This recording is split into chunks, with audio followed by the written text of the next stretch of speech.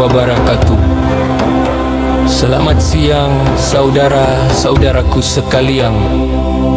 Selamat datang di acara kita Festival Akbar Bersalawat 100 Tahun Jam Gadang, Kota Bukit Tinggi tercinta.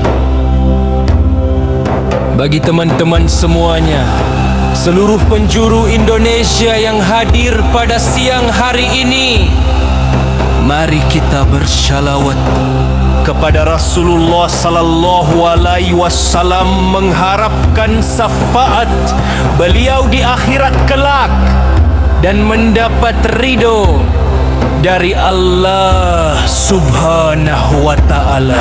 Allahu Akbar.